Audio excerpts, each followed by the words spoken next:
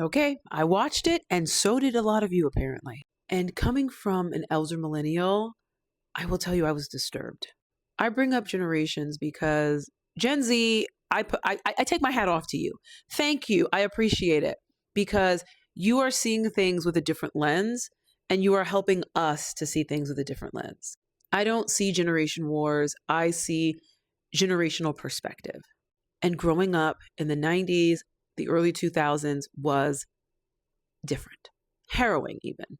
I'm Dr. Ali, and I have a book about beauty coming out called The Problem with Pretty. It's available for pre-sale, actually. And so I have my PhD in clinical psychology, and I use that doctorate to talk about beauty, specifically beauty in women of color. So when I saw this doc, I was like, gotta watch it. I don't want to give a play-by-play of the things that we learned in the documentary because y'all saw it. But I want to talk about some of the overarching societal structures that we have around beauty and size. In my book, I do a kind of surface dive into the last 100 years of beauty norms. Couldn't go too deep because literally it would take up the entire book.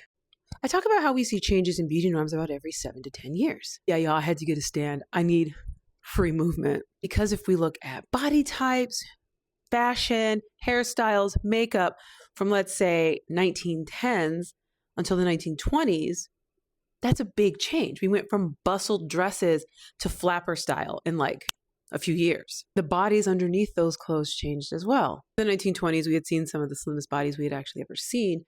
Then you move into the 1930s. We still see the slim aesthetic. 1940s and 50s, though, we see a change. We're post-World War II, and the women had been working in the factories because the men had been off to war. Rosie the Riveter was a thing, right?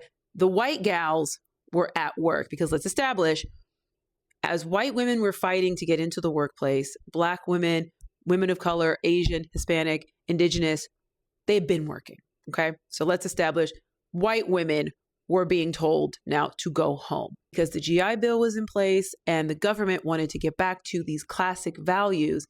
And so we actually saw a slight increase in the weight and size of major celebrities. We see products on the market that are helping women to gain weight so they can be a little bit more soft, a little bit more fluffy, a little bit more feminine. We see the little cone bras coming. So whereas before everything was kind of compacted and flat, now we see more of a Venus kind of structure. Zoftig, Rubenesque.